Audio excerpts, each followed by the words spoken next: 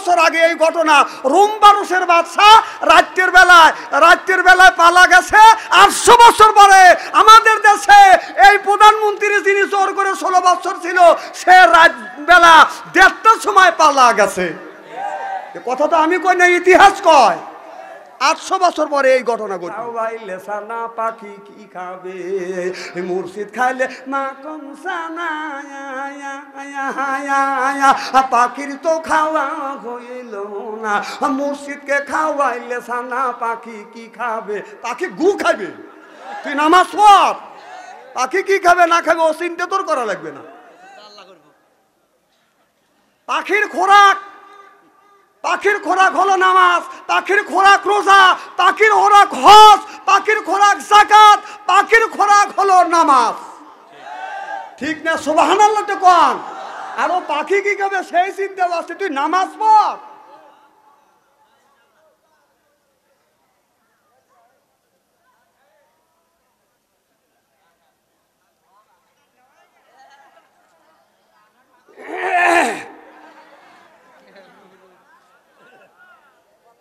আমার ভাইরা, আমার মুসলমান ভাইরা, আল্লাহর হাবিবের উম্মতেরা ভালো করে লক্ষ্য করে শুনুন। ও বাজার, হযরত ওমর বলা বাদান, মদিনার বাদান, অর্ধ পৃথিবীর প্রেসিডেন্ট। সুবহানাল্লাহ বললেন না? রোম আর পারস্য নামে 2টা রাষ্ট্র আছে। 2 রাষ্ট্রের মানুষেরা বাদান পরামর্শ করলো, হযরত ওমরকে যদি বাধা না দেওয়া যায়, এক সময় দেখা যাবে রোম পারস্যের মানুষ সব মুসলমান হয়ে যাবে। রোম আর পারস্য হযরত ওমরের দখলে বাদান চলে যাবে। ওরাই স্বীকার করতেছে। সুবহানাল্লাহ বললেন না? যেমন আমাদের দেশে এই পৃথিবীর পরাশক্তি হলো বাদান আমেরিকান, কথা বুঝতেছেন না? ওই রকম পরাশক্তি ছিল বাদান রোম আর পারস্য। এই রোম পারস্যের বাদশাহ বলল, এই ওমর একটা লম্বা জুব্বা গায়ে দেয়। ওমর লম্বা জুব্বা গায়ে দেয়, ধাক্কা দিলি শুয়ে পড়বে। আমেরিকার লোক মনে করেছিল মোল্লারা লম্বা জুব্বা গায়ে দেয়, ধাক্কা দিলি শুয়ে পড়বে। খায়া তো কোনোদিন দেখে নাকি? যখন খাইছে, যখন রুখে দাঁড়াইছে, যখন খাইছে, সোনার বাংলা থুয়ে আপনার মামুর বাড়ি যা পালাইছে।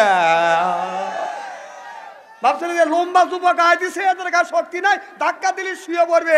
না না, যে লম্বা জুব্বা আলারা যে হাত দিয়ে কোরআন পড়ে, কোরআন ধরে, কোরআন পড়ে, সেই হাতের সাথে আল্লাহর রহমতি হাত যোগ থাকে। কেবল একটা ঠেলা দিছে, সহ্যই তো করে পারে না, ভালো করে তো বর দেই নেই।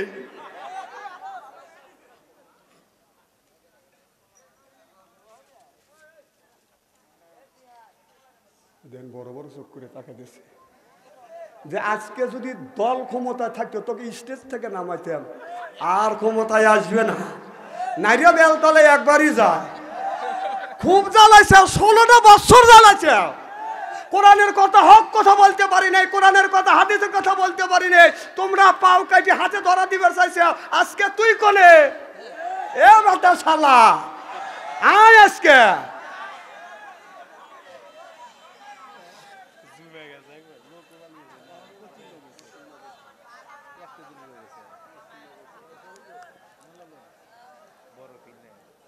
আমার ভাইয়ের, আমার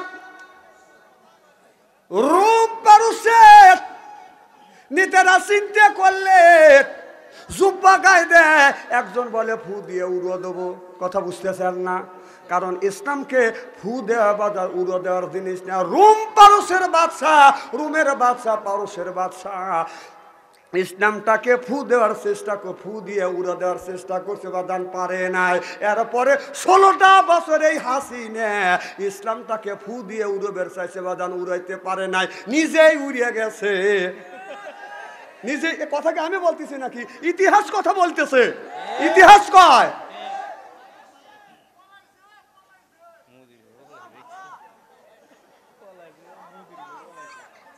আমার ভাইরা, শোনেন, কথা আমাকে বলতে দেন, আমি বলতে এসে আমি বলবো। আপনারা শোনার জন্য আসছেন, শুনবেন, আর আমাকে বলার জন্য দাবাত দিচ্ছে, আমি বলিয়ে যাব। আপনি যদি বলেন আপনাদের মাইন্ড করবে, আর আমি যদি আরো কিছু বলি মাইন্ড করবে না। কারণ সামনে হলো আল্লাহর কোরআন, কোরআন হাদিস আর ইতিহাস বর্তমান প্রেক্ষাপট মিলে কথা না বললে বাংলাদেশের মানুষ বোঝে না। যুবকের হাতে আছে বাদান টাচ ফোন, ভালো থাকে না তাদের মন, ওইতে হচ্ছে বাদান ওদের জমা। আপনার ঘরে বসে বাদান প্রেম করে, মা বাবাকে অখুশি করিয়া বাদান বিয়া করে, ওই বিয়া টেকে না রে। এখন যুবকরা কয় ঠিক।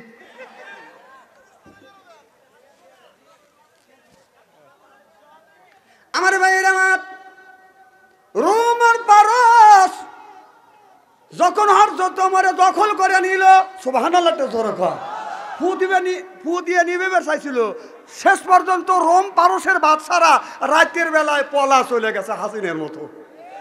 এই পলা নিয়ে আগে এই ঘটনা, রোম পারসের বাদশা রাতের বেলায় পালা গেছে। 800 বছর পরে আমাদের দেশে এই প্রধানমন্ত্রী যিনি জোর করে 16 বছর ছিল, সে রাত বেলা 1:30টার সময় পালা গেছে। কথা তো আমি কই না, ইতিহাস কয়। 800 বছর পরে এই ঘটনা ঘটল।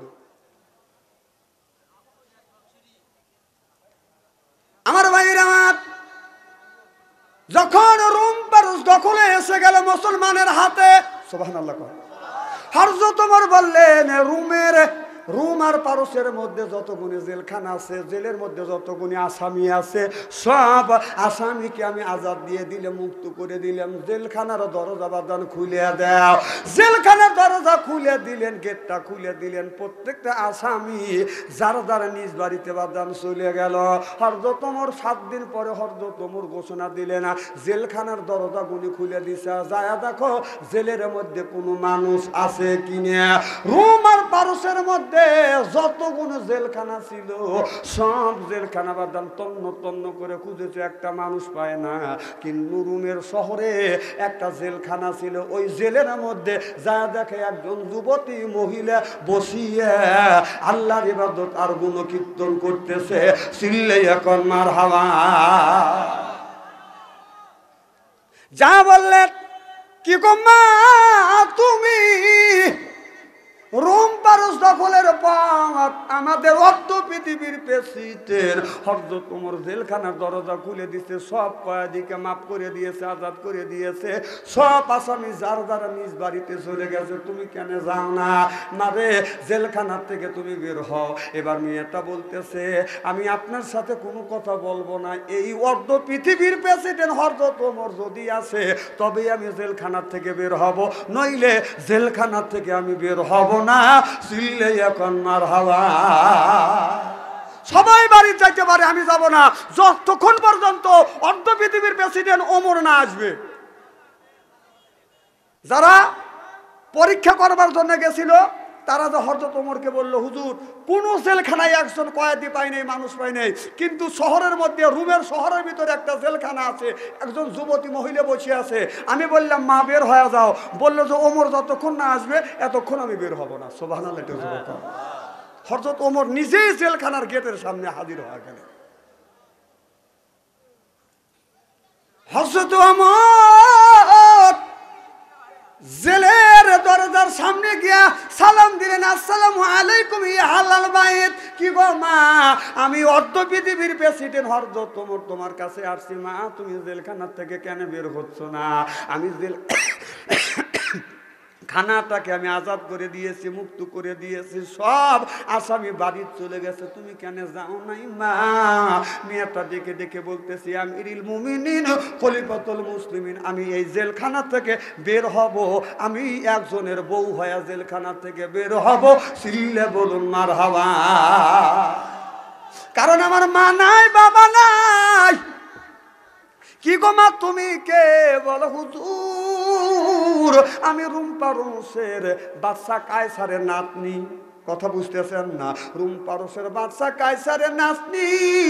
আমি ইসলাম গ্রহণ করেছি বিদায় আমার দাদা আজকে আমাকে 12টা বছর পর্যন্ত জেলের মধ্যে আমাকে পুঁতে বন্দি করে রাখছে। আপনি যখন আজাদ করে দিছেন সব আসামি বের হইয়া যার বাড়ি চলে গেছে। হুজুর আমার মাও নাই, বাবাও নাই, রাত্রির বেলা তারা আপনার বাইরে পালিয়ে গেছে। আমাকে যখন আজাদ করে দিছেন, জেলখানা মুক্ত করে দিছেন, আমি কোথায় হয়ে যাব, আমি এই জন্য বের হই না। হযরত ওমর বলল, মা তাহলে তোমার যদি কেউ না থাকে তুমি আমার বাড়িতে চলো, আমার বাড়িতে থাকবে। মেয়েটা বলে, ইয়া আমিরুল মুমিনিন, খলিফাতুল মুসলিমিন, আমি এখান থেকে বের হব, আমি একজনের ওই বউ হয়া হযরত হাসান হযরত হুসাইন রাদিয়াল্লাহু তাআলা আনহুর বউ হয়া জেলখানা থেকে আমি বের হয়ে যাব। চিল্লাইয়া কান মারহাবা। দেখে দেখে বলে, মারে তুমি কি হযরত হুসাইনকে তুমি চেনো? মিয়াটা ডেকে ডেকে বলতেছে, ইয়া আমিরুল মুমিনিন, খলিফাতুল মুসলিমিন, আমি শুধু চিনি না, তার সাথে আমার ভালোবাসা সম্পর্ক হয়ে গেছে। সুবহানাল্লাহ। কি হয়ে গেছে?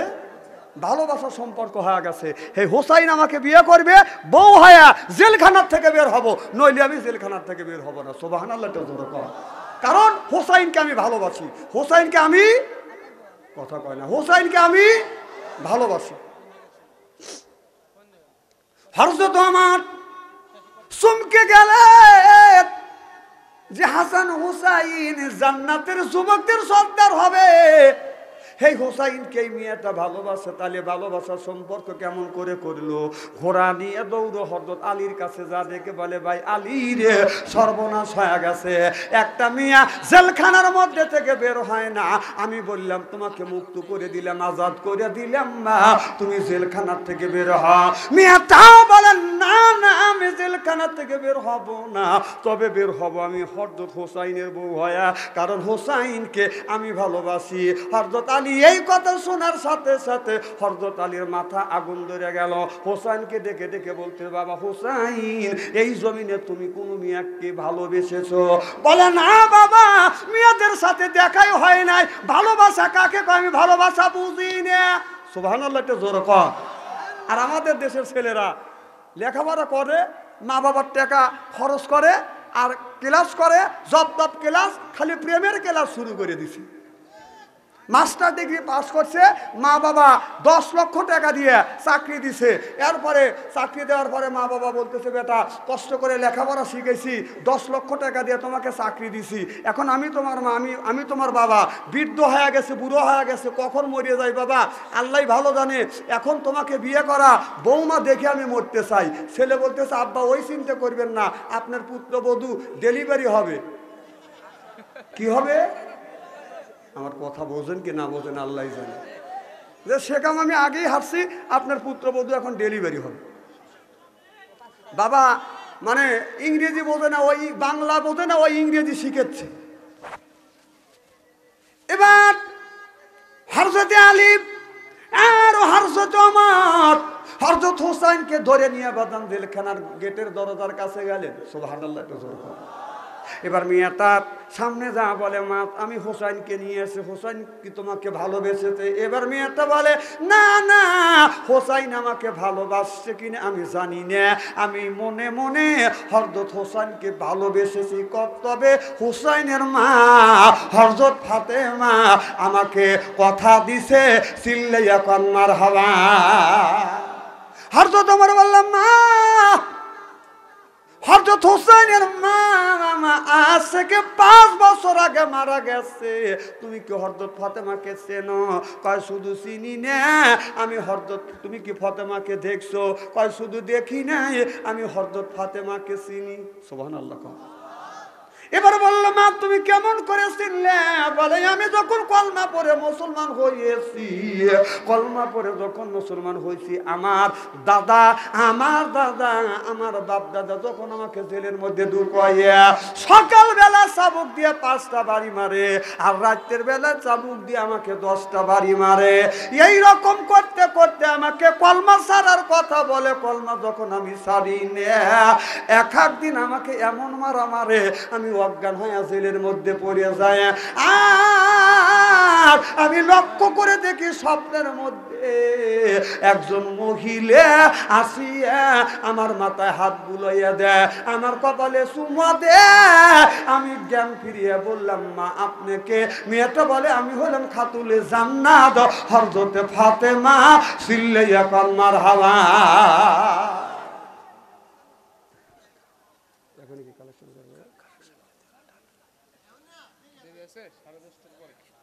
আমার ভাইরা আমার এবার বলে হযরত ফাতেমা হাজির হয়ে যায়। সুবহানাল্লাহ, তো জোরে কর। হযরত হুসাইন রাদিয়াল্লাহু তাআলা আনহু বললেন, আমার মা কেমন, তুমি যে দেখছো, তুমি যে চিনছো, মা যে কথা দিছে, আমার মার চেহারা কেমন, কেমন করে তুমি চিনলে? এবার দেখে বলে, হুসাইন, তোমার মা ফাতেমা যিনি, তার বাম গালে একটা কালো তিল্লিক আছে, আর থুতির নিচে লাল একটা দাগ আছে, আর এই চোখের বুড়োটা ডাবল বুড়ো মিলাইলো। এই কথা যখন বলছে, হযরত আলী বলছে, মা ঘরের কথা পরের মানুষের কাছে বইল না, কারণ এখানে পর পুরুষ বসে আছে। এই পর পুরুষটাকে, পর পুরুষকে কথা কয় না, পর পুরুষকে আরে বলে, মারে ঘরের কথা পরে কে বইল না, এই জায়গা পর পুরুষ আছে, কারণ হযরত ফাতেমা আমার বিবি, আমি জানি আমার বিবির কোন জায়গা তিল আছে, কোন জায়গা লাল একটা দাগ আছে, বুড়োটা কেমন আমি ভালো করে জানি। হযরত হুসাইন জানে, হযরত ফাতেমার সন্তান তিনি ভালো করে জানে আপনার কোন পাশে দাগ আছে, কালো তিল আছে, আর এই থুতির নিচে একটা লাল একটা দাগ আছে, আমার বেটা চেনে।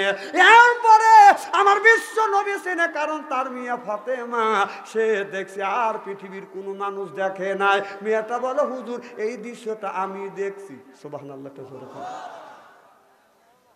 এই ওয়াজটা করব, শুনবেন তো?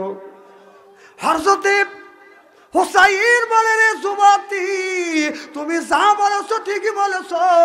বলে, আমার মা কি বলেছে? আমার মা বলেছে, মারে তোমাকে মারছে। আমি কথা দিলাম, আমার বিশ্ব নবী স্বপ্নের মধ্যে হাজির হয়ে গেছে, আমার বিশ্ব নবী কথা দিয়েছে। আমার নবী বললেন, ও যুবতী, ইসলামের জন্য, কোরআনের জন্য এত কষ্ট করলে, জেল খাটলে, চাবুকের আঘাত খাটলে, মা রিমান্ড খাইতেছো, আমি নবী কথা দিলাম, এর বিনিময় আল্লাহ তোমাকে জান্নাত দিয়ে দিবে। মা এবার মেয়েটা ডেকে বলি, ইয়া রাসূলুল্লাহ, ইয়া হাবিবাল্লাহ, আপনি এই কাজের বিনিময় আমি তো আল্লাহ আমাকে জান্নাত দিবে। মা ফাতেমা আমাকে কি দিবে? বলে, মা তুমি কি চাও? বলে, আমি কিছু চাই না, আপনার ছেলে হযরত হুসাইনের বিবি হতে চায়। এবার মা ফাতেমা কথা দিল, মা কথা দিলাম, আল্লাহ যদি তোমাকে হায়াতে বাঁচা রাখে, তুমি হযরত হুসাইনের স্ত্রী হইবে। চিল্লাইয়া কর মারহাবা। হযরত হুসাইন চোখের পানি ফেলে দিয়ে দিয়ে কান্দে আর বলে, ও যুবতী, এই স্বপ্নটা আমার মা আমারে দেখাইছে, আর আমার মা আমারে স্বপ্নের মধ্যে বলে গিয়েছে, বাবা হুসাইন বাদশা কায়সারের নাতনি, ওই বাদশা কায়সারের নাতনি নাম হলো শহরবানু, ওই মেয়েটা জেল ঘরের মধ্যে আছে। বাবা গো, তুমি যদি বিয়ে করো, ওই মিয়া শহরবানুকে তুমি বিয়ে করবে। ও যুবতী মহিলা, আমার মা কথা দিছে, মার কাছে আমি কথা দিছি, আজকে আমি তোমাকে এই জেলখানা থেকে বউ বানাইয়া আমার বাড়িতে তোমাকে নিতে চাই। সিল্লা সিল্লা কর মারহাবা। নারে তাকবীর, এই আল কোরআনের আলো, নারে তাকবীর। মুসা আলাইহিস সালাম বলে, আল্লাহ তুমি তোমার বান্দার কি পছন্দ করো? আল্লাহ দেখে বলে, বন্ধু মুসারে, আমি পছন্দ করি আমার বান্দার গায়ের রক্ত। জোরে কোন কি? বান্দার গায়ের রক্ত। সুবহানাল্লাহ, জোরে কোন। মুসা আলাইহিস সালাম বলে, আল্লাহ কতটুকু রক্ত যদি তোমার বান্দা তোমাকে দেয়, তুমি খুশি হইবে? আল্লাহ বললে, বন্ধু মুসা রে, মুসা নামে একটা প্রাণী আছে, আলহামদুলিল্লাহ, মুসা নামে একটা প্রাণী আছে, এই প্রাণীটা যতটুকু রক্ত খায় তার 4 ভাগের 1 ভাগ রক্ত যদি বান্দা আমারে দেয়, আমি আল্লাহ বান্দার বন্ধু হয়ে যাব। তাহলে মুসা নামে প্রাণী আছে, সেই মুসা 1 ফোঁটা রক্ত খায়, তার 4 ভাগের 1 ভাগ রক্ত যদি দেওয়া যায়, আল্লাহ তার বন্ধু হবে। তাহলে আমরা কি রক্ত দেওয়ার জন্য রাজি?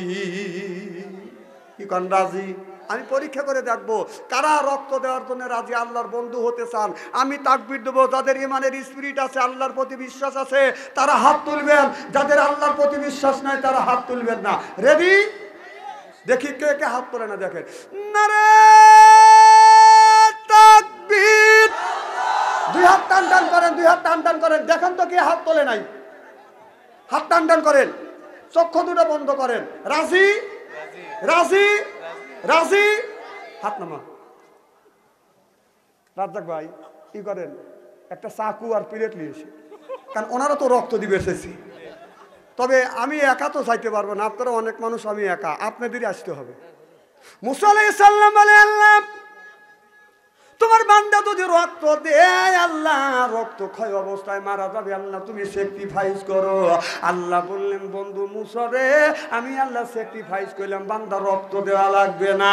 রক্ত কামানো, পরিশ্রম করা কিছু টাকা কিছু পয়সা বান্দা যদি আমার রাস্তা দান করে দেয়, আমি আল্লাহ বান্দার বন্ধু হয়ে যাব। চিল্লে চিল্লে এখন মারহাবা। সর্বপ্রথম আল্লাহকে খুশি করবার জন্য একজন ব্যক্তি বলেন, হুজুর আমি 10,000 টাকা দিব। একজন বলেন, হুজুর আমি 5,000 টাকা দিব। একজন বলে, হুজুর 2,000 টাকা দিব। আর 1,000 করে আমি 20 জন ব্যক্তির কাছে বাদান 20,000 টাকা চাই। আমার বাইরে আমি জানি না কার মা দুনিয়ায় নাই, বাবা দুনিয়ায় নাই, ওই মা অন্ধকার কবরে, বাবা অন্ধকার কবরের মধ্যে শুয়ে আছে। মা বাবার জন্য বাদান দোয়া করা হবে। মা